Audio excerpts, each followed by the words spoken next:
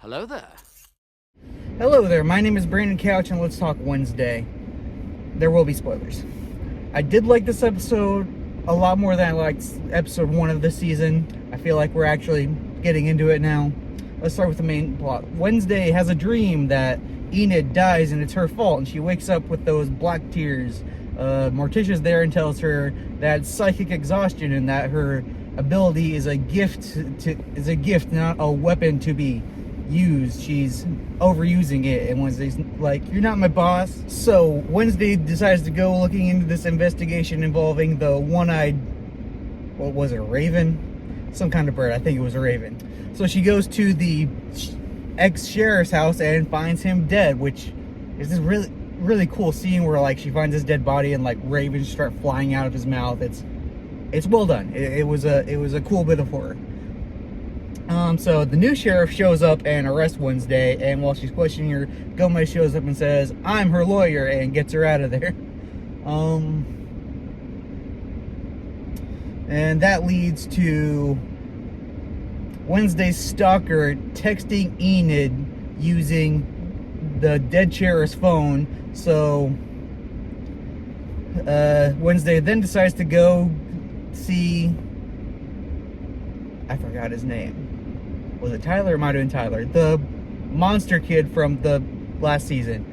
And this starts out with a very fun scene where Wednesday hijacks this driver's ed teacher's car.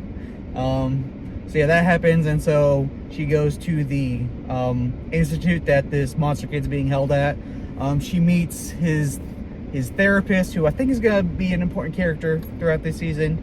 Anyways, and then like there's just this scene between her and Monster Kid. They're both trying to get it under each other's skin, but really Wednesday gets the better of him, which is good because I'm kind of tired of that character. Let's go to the second mystery.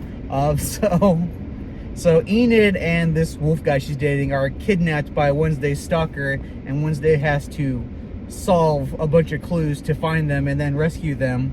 And then we find out that Wednesday's stalker is the ginger kid that I called last episode. I was not expecting to be right about that, but I called it. Anyways, so the ginger kid's not the murderer. She just stole the phone just to get Wednesday's attention. So murder mystery still out there. Still need to solve that. Alright, let's get to the side characters. So Pugsley has a pet zombie now.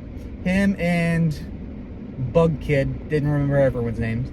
So him and Bug Kid are hiding it and trying to feed it. The episode ends with that zombie getting out and eating the driver's ed instructor. So there's a loose zombie killing people out there now. So we have that added to it. Also, it's prank day.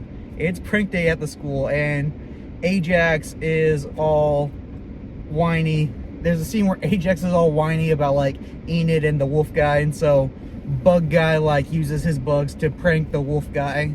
And Ajax, who, what's the word I'm looking for? He was very ungrateful, then uses his Medusa powers to freeze Pugsley and the Bug Kid. But yeah, throughout the background scene, like everyone is pranking everyone.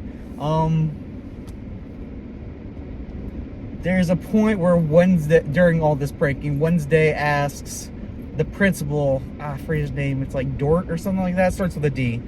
Steve Buscemi's character asks him and a professor if there's any students or faculty who can control birds, because, you know, these birds showing up at these murders.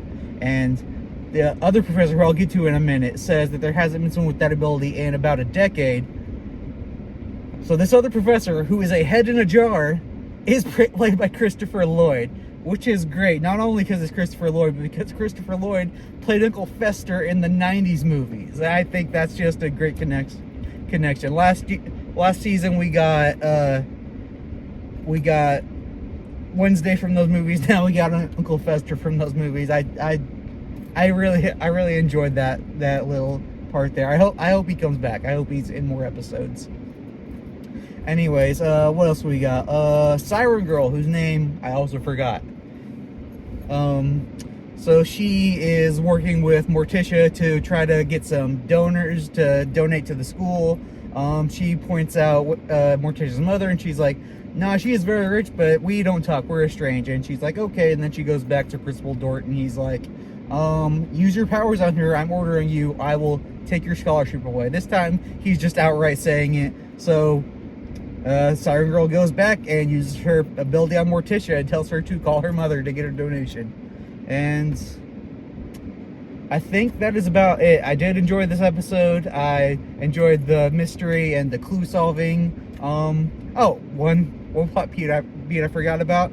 It's Thing's birthday and everyone forgot, which is sad. And there's a point where he's talking to Morticia and he's like, you treat me like a servant, not like family. And he has a point. So yeah, so that's everything. I did enjoy this episode. I'm looking forward to where we go with this mystery throughout the rest of the season. So yeah, I think that's it. But that's what I think. I want to know what you think. Leave a comment. Let me know what you think. Do all the things. Like, subscribe. I'm still new to YouTube. I don't know what to say. Anyways, you can find me on Instagram at Couch Talks Movies. But yeah, until next time, da da da da.